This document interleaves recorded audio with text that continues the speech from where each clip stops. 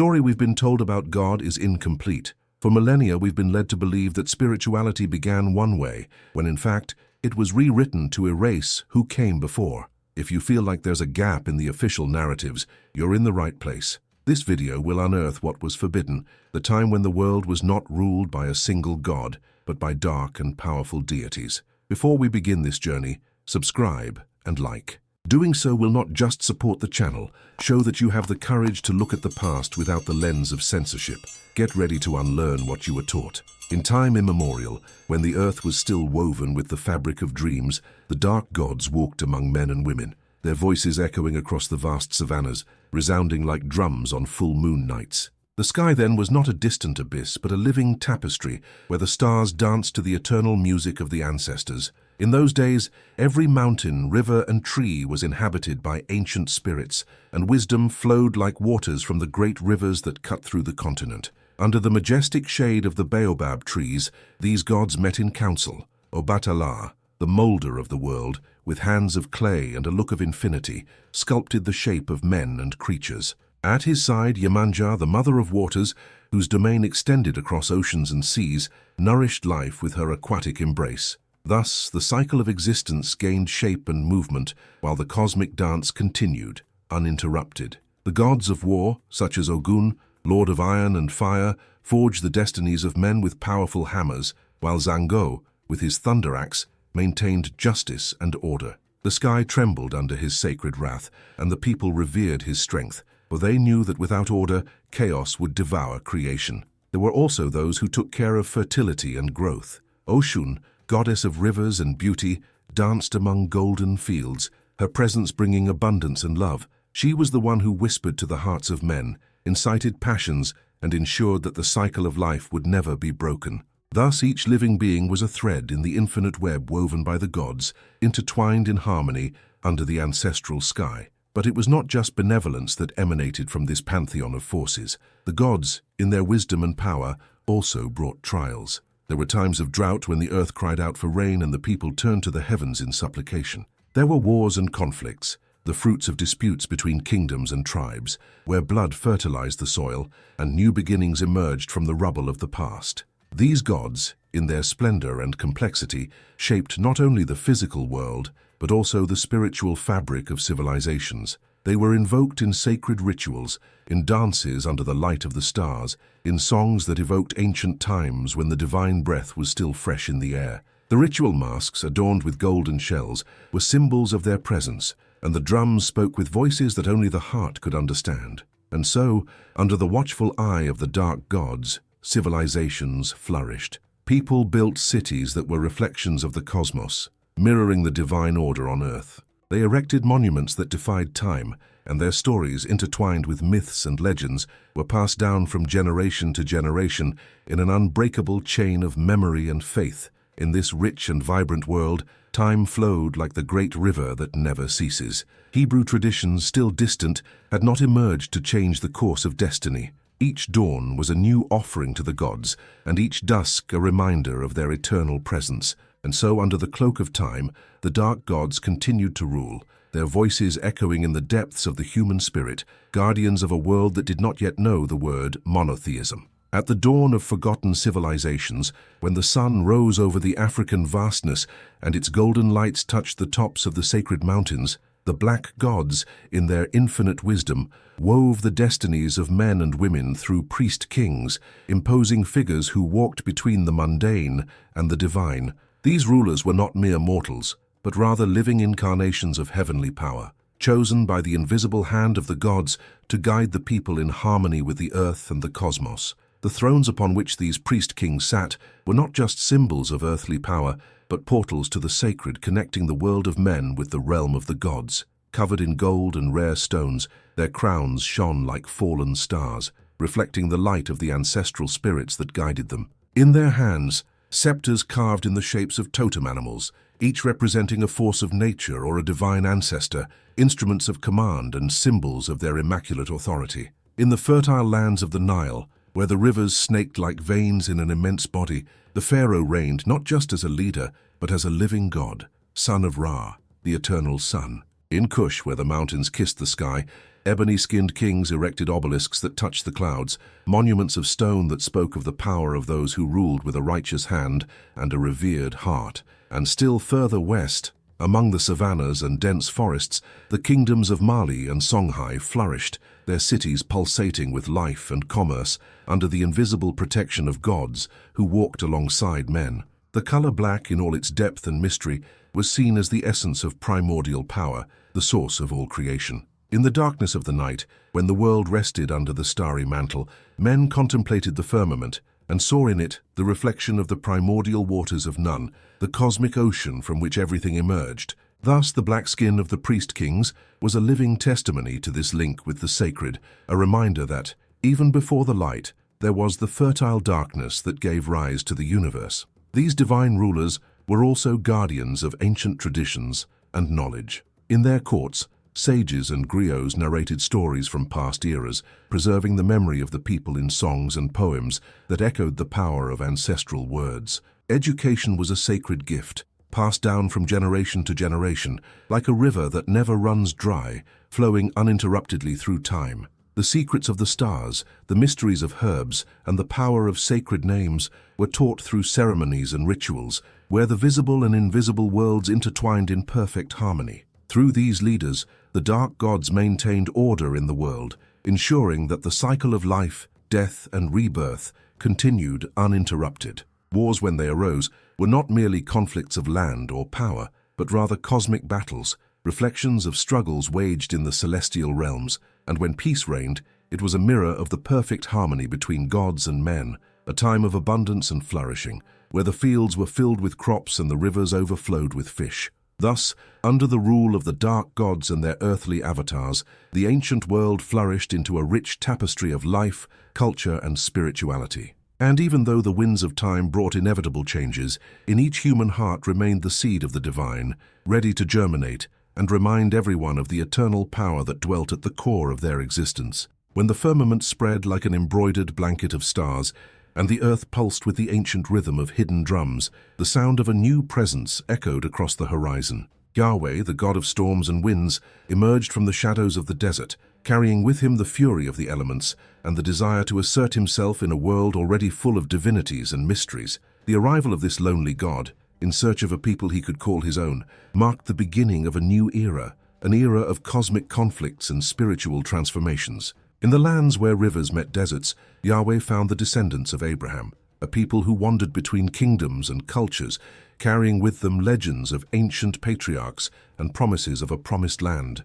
These men and women, who had learned to live under the harsh sun and freezing nights, looked to this new God with a mixture of fear and hope. Yahweh, in his stormy majesty, promised them victory over their enemies, and a land where milk and honey would flow if they committed to worshipping him exclusively, severing the ancestral ties with the deities their ancestors revered. The wind brought rumors of a new order that was beginning to rise. The Hebrew tribes, guided by Yahweh's promises, began to march as an inexorable force through the lands of the Canaanites and Philistines, where other gods had planted their roots. Tabal, the lord of thunder, and Asherah, the goddess of fertility, felt the shaking of their domains when Yahweh, the jealous god, challenged their supremacy. The battles that followed were not just between men, but between the invisible forces that shaped the destiny of the world. Under the banner of Yahweh, the Hebrews fought fervently, their victories and defeats resounding like thunder in the sky. The walls of Jericho fell, not just because of the sound of trumpets, but because of the strength of a new faith that was rising, fueled by the vision of a God walking at the head of his armies. However, for every victory, there was a cost. The conquered lands were bathed in blood, and the old gods, although challenged, were not so easily forgotten. Their whispers could still be heard in the shadows, among those who remembered the ancient songs and rituals that once brought peace and prosperity. The black gods, looking down from their heavenly abodes, they saw the tumult unfolding in the lands they had once shaped with their own hands. Ogun, with his eyes of fire, watched the new warriors who, under the aegis of Yahweh, forged their path in a world marked by iron and conflict. Yemanja, in her aquatic wisdom, felt the tears of mothers and children who cried for those who had left and never returned, and Shango, with his thunder axe, pondered true justice in a world where the power of a god threatened to overwhelm the balance that kept the cosmos in harmony. It was in this whirlwind of forces that the fate of men was decided. Under the promise of an everlasting covenant, Yahweh claimed his place in the pantheon of human beliefs, a presence that would bring order and structure, but also a price to be paid in devotion and sacrifice. The world, once rich in divine diversity, began to shape itself around an axis of monotheism, which demanded exclusivity and fervor. Yet in the shadows and in the hearts of men, the ancient gods remained, whispering stories of a time when the divine was a tapestry of multiple voices and forms. And so, beneath the starry sky that witnessed the eternal dance of the gods, the earth continued to turn, weaving together the new and the old in a tapestry of destiny that not even the gods could fully predict. The divine conflict, a battle of wills and spirits, left its indelible mark on the hearts of humanity, a reminder that in every being resides the spark of the divine, ready to light the path, whether guided by one or many gods. As the sands of time slipped through the invisible fingers of destiny, a new song echoed across the lands where the sacred intertwined with the mundane. Yahweh, the God who had emerged from the storms, sought not only the exclusive devotion of his followers, but also the total subjugation of the ancient pantheon that had once reigned supreme. It was a time of transformation where what was eternal must bow to the new, and what was multiple must be unified under a single name. The dark gods, who for eons had guided and shaped the destiny of humanity, felt the cold wind of change. Obatala, the artisan of the universe, whose hands of clay had shaped life, saw his name and his legacy obscured by shadows of doubt and suspicion. Yemanja, whose waters had nourished generations, became a distant echo, a memory that floated on the salty breezes of the oceans. And Ogun, whose strength and determination had been the backbone of the warriors, was reimagined as a force to be feared, not revered. Amid this whirlwind of reinterpretations, ancient forces were not destroyed, but relegated to the margins of human understanding, transformed into myths and legends that whispered on full moon nights. What was once seen as divine and sanctified was labeled superstition, and the touch of the ancient gods was painted as an embrace of shadows. Idols, once symbols of power and protection, were toppled and their fragments scattered, as if they could silence the voices that lived there. The ancestors, whose songs had filled the air with wisdom and hope, were now invoked in secret, their names only whispered in hidden corners where the cloak of night offered protection from the watchful gaze of those who sought the purification of faith. The rituals that once linked man to the cosmos have become acts of rebellion, a silent resistance against the overwhelming tide of emerging monotheism. And the drums, which had told stories of ages past, continued to beat, albeit at gentler rhythms, speaking of times when plurality was the essence of the divine. Yahweh, in his burning desire to establish himself as the one true God, not only sought to destroy, but also to absorb. The stories of the ancient gods were rewritten, their glorious deeds turned into warnings against idolatry. What was once celebrated as divine diversity was reinterpreted as a dangerous deviation, a threat to the unity that Yahweh promised his faithful. And so, the spiritual fabric of the world was remade, weaving a new narrative where the singular prevailed over the multiple. However, even under this new order, the ancient gods were not completely silenced. In every corner of the earth where the sun met the horizon, there were those who remembered. The griots, guardians of ancestral memory, continued to tell the old stories, their voices like the sigh of the wind between the baobab leaves, and in the dances that celebrated life and death, the steps of men and women kept the flame of the forgotten gods alive, a flame that could not be extinguished by the simple will of a new deity. Thus, the world advanced, carrying with it the marks of a divine conflict that had transcended time and space. The battle was not just for faith, but for the soul of humanity, a struggle between remembering and forgetting, between the visible and the invisible. The black gods, even relegated to the shadows, continued to exist, eternal as the universe itself, awaiting the day when their voices could be heard again, when the cycle of history brought back harmony between the one and the whole. And in the depths of the human heart, the spark of the divine, indifferent to labels and names, remained vigilant, ready to light the path, whether shaped by one or many gods. In the vastness of time, where the winds carry the stories of ages past, a new chapter has unfolded,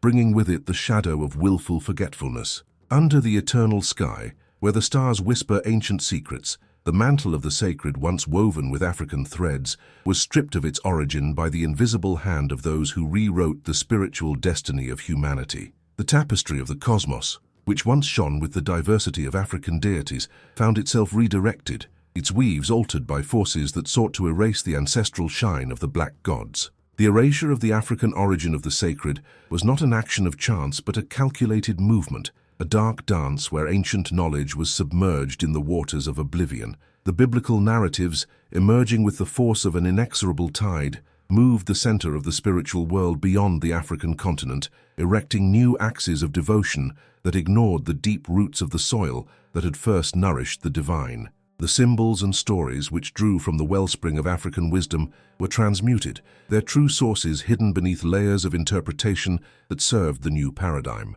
Thus, Africa, the cradle of civilizations and the sacred, saw its spiritual legacy obscured. What was once celebrated as the essence of creation and the home of the gods became a footnote, a distant memory in a world that now revered a single name. But the forces that worked for this erasure did not count on the persistent memory of the rivers and mountains, the winds and the trees, which held in their bosoms the echoes of ancient voices. In lands bathed by the African sun, where palm trees swayed to the rhythm of the ancient wind, the stories of the black gods continued to endure. The griots, with their voices like distant thunder, kept the flame of tradition alive, narrating legends of Obatala, Yemanja, Ogun, and many others whose names were the very music of the cosmos. In secret ceremonies, where incense rose to the heavens as supplications, the men and women of the earth danced the eternal dance, reinforcing the connection between the human and the divine, even when the world around them tried to deny their existence.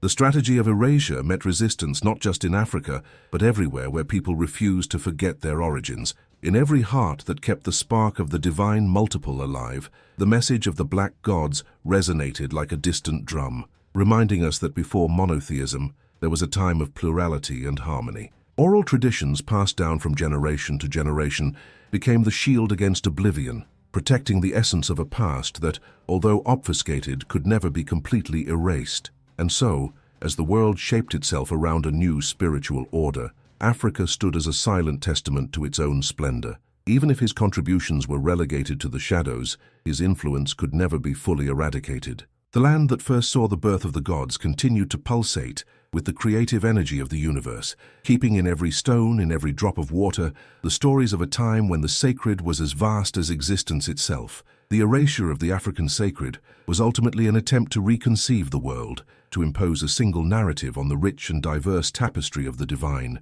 However, truth, like the river that never stops flowing, always finds a way to emerge. And on the banks of this river, where the echoes of drums still vibrate, the memory of the dark gods waits patiently, knowing that the cycle of time will once again bring recognition of their eternal presence. In every human heart, the spark of the divine waits, ready to remind the world that before any singular god, there was a multiplicity of voices that sang the song of creation. At the ends of time, where past and present meet in an eternal embrace, truth endures, vibrant and untamed like the human spirit itself. Even though the currents of history have tried to submerge its brilliance beneath layers of oblivion, the forbidden truth, as old as the first breath of the cosmos, never stopped pulsating, never ceased to exist. It persists in the murmurs of the wind that caresses the savannas, in the waters that sing its songs millennia as they run among the stones, and in the eyes of the descendants of those who first walked under the benevolent gaze of the black gods.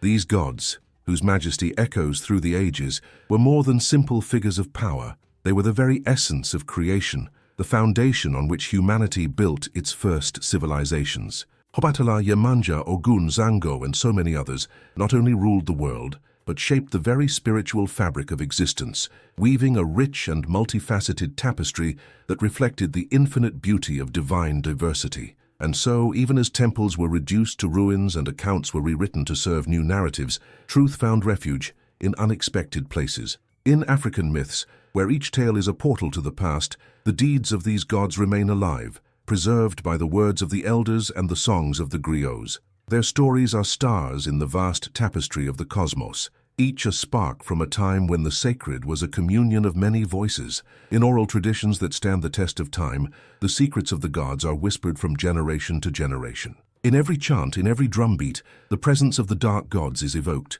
a reminder that their power was never truly forgotten. It is in ancient symbols, engraved in stone and wood, that ancestral memory finds its most lasting expression. Every ritual mask, every amulet, every totem is a silent testimony to a time when the divine walked among men. Even in the scriptures that emerged to dim the light of these gods, contradictions reveal their hidden legacy. Echoes of his influences resurface in stories and parables, like shadows that refuse to be erased. The interconnection between the old and the new, between the erased and the revealed, forms a continuous chain that defies the linearity of time and oblivion. Knowing this truth is not a denial of faith, but a reconciliation of our own being with our ancestral roots. It is a journey to rediscover the complete tapestry of human spirituality, where every thread, every color, contributes to the magnificent design of the divine. To recognize the presence of the dark gods in the beginnings is to recognize the complexity and depth of human existence itself,